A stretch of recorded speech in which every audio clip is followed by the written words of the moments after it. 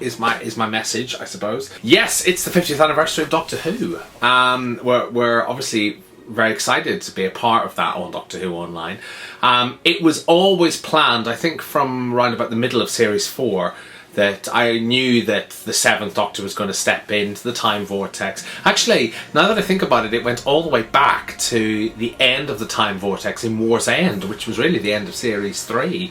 But when the time vortex collapsed, I knew that it had to be maintained by an alien race, who of course were the Parakind, who were revealed at the end of Series 4, and I knew that it was the Parakind plus a Time Lord would have to sort out the issue, and that the time vortex would, like a seed, start on Gallifrey, but in the process the Doctor got split into his 13 different incarnations and sent around time. But what if the first Doctor got killed before the Doctor had a chance to get to him? Right, so Heart of Steel. What do I remember about Heart of Steel? With Heart of Steel, what I remember is sending the script to Justin. Brendan wanted to create a Cyberman story where a cyber leader would approach the Doctor and propose peace with all life forms. Now, following the events of Time of the Doctor from last series, we knew this would be a multi-Doctor story. We would have both the 8th Doctor, Paul McGann, and also another Doctor, which we chose Colin Baker, the 6th Doctor. Brendan really wanted the majority of the episode to focus on the 6th Doctor and his interactions with the Cyber Leader. And we would have the 8th Doctor appear in the final moments and unwittingly destroy all of the peace efforts the 6th Doctor and the Cyber Leader had created, sort of to create an ironic conclusion for the story. And what I wanted here was a slightly different take on them. I wanted to explore the idea that if the Cybermen were given 10% of emotions by the cyber conglomerate, what would happen and how would they deal with that? And so this Cyberman the cyber leader starts to explore this territory, and that's why I thought Justin would be the right kind of writer for it, because he really understands human psychology, and he really likes to think about stories in various layers, and I thought I'll give him this brief and see what he does with it. From that point, I went and did a great deal of research on the new series Cybermen, simply because I wanted to learn a little more of how they interacted not only with each other, but also with other life forms and the Doctor.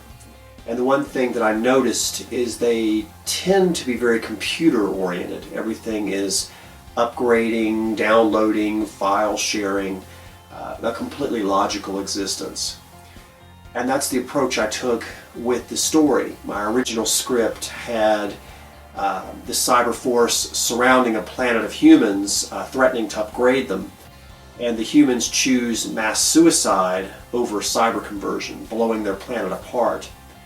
And the cyber leader is so thrown by this, confused why anyone would choose death over what he considers a superior existence as a Cyberman, that he goes to the one prisoner they have on their base, the 6th Doctor, and asks for him to help understand this conundrum.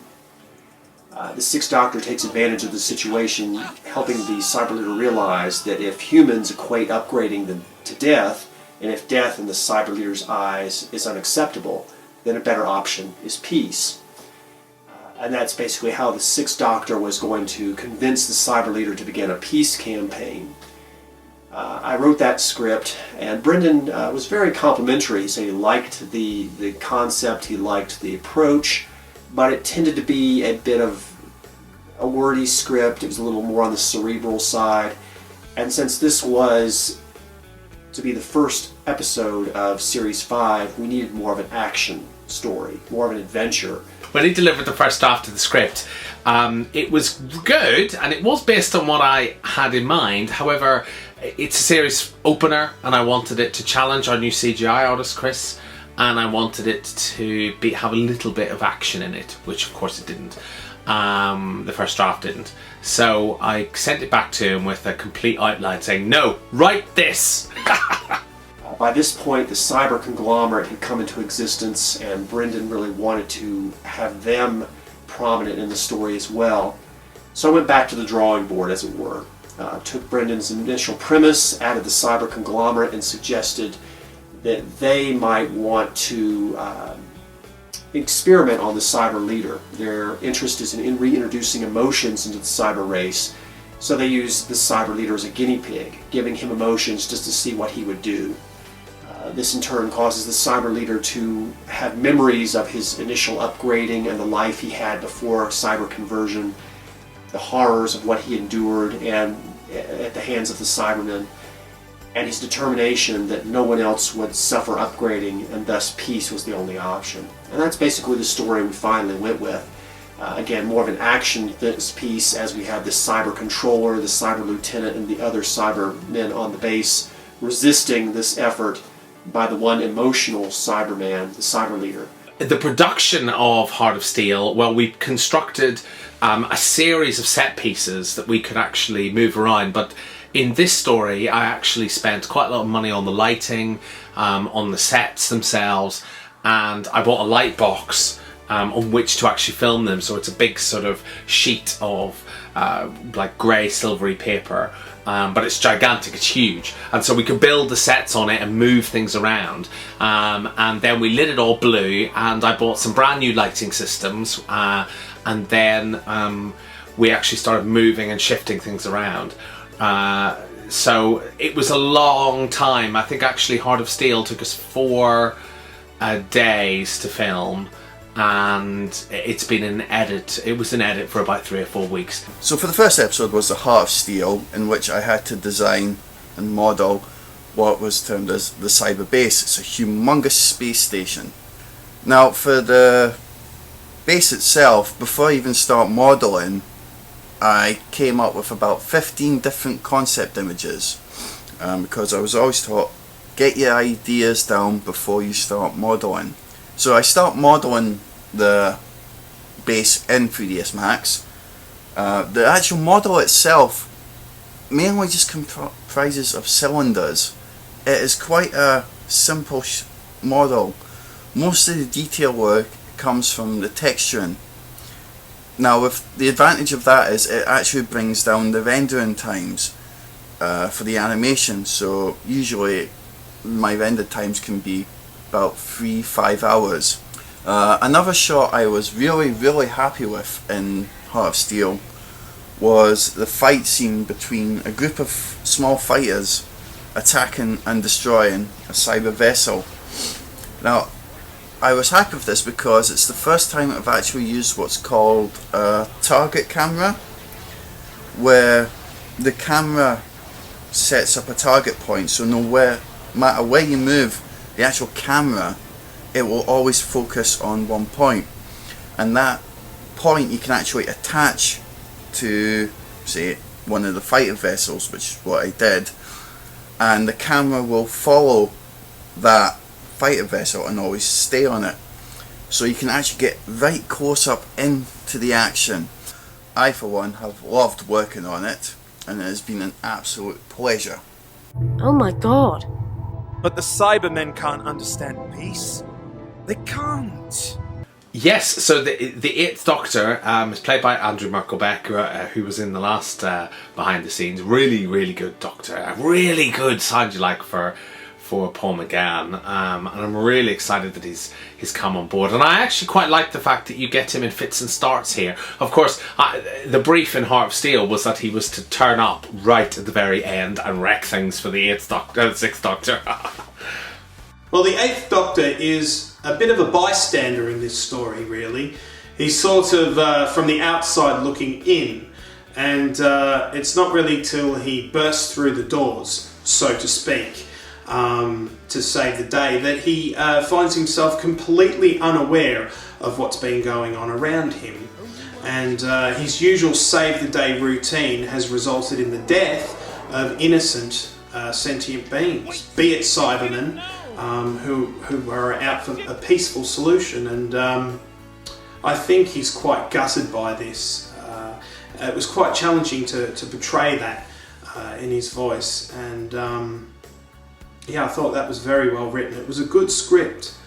What can you expect coming up? That's a good question. What can I tell you? Well, it is the 50th anniversary, so obviously we're going to have every Doctor. You're going to get a glimpse of every Doctor.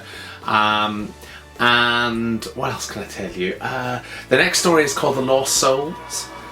It's Patrick Troughton's Doctor. I don't really want to give anything away because it's a very dark story for Doctor Who Online. And I loved it because when Zach pitched it to me, he said, I want to set it in a mental asylum, right? And he pitched me the whole first sequence. I just thought it was marvellous. Plus it has a really cool ending. But I'm not going to say anything more about The Lost Souls, but you can expect some real surprises moving forward. Because we have the 50th anniversary of Doctor Who, Brendan really wanted to make this year special by incorporating each of the classic Doctors into one of our stories. As a result, every story this series was a multi-Doctor story. Not only did we have Paul McGann, the 8th Doctor, as our through Doctor, who is basically leading events and dealing with the cyber conglomerate, but every episode had one of our classics. And so it was really a challenge, in a sense, to make sure that every Doctor got his due. And it was a balancing act, making sure that the 8th Doctor and the guest Doctor, as it were, had enough time to shine and get an opportunity to be integral to the story and the events that unfolded. I also felt it was vitally important that we go back and do the adequate research to make sure, to the best of our ability, that we could capture the personalities, dialogue, and character traits of each one of the classic Doctors, so that hopefully we could rekindle some fond memories for many longtime Doctor Who fans, and stoke some curiosity for some of our newer fans who hopefully might be curious enough to go back and look at some of the classic series episodes. You know, it is the 50th anniversary series. It is time to support the series. And, you know, it's an exciting time for Doctor Who. I think I'm really quite excited by everything. And with us, of course, yes, we are doing our own 50th anniversary story, but not as a Doctor Who online adventure. We're doing it as a radio drama. And that's all I'm going to say about this. You'll learn a little bit more as the series goes on. That was 75% voltage. I'm not sure they can take much more. Was there an increase in telepathic output? None. The pain should cause a surge in their abilities. I'm not sure what went wrong. They don't respond to... Why are they making that noise? It's some kind of reflex. Apparently how they communicate. When the new owners purchased this mental asylum, they wanted to exploit telepaths, Dr. Carver. You promised to provide them. I understand that, but... Perhaps we should terminate your employment here. No!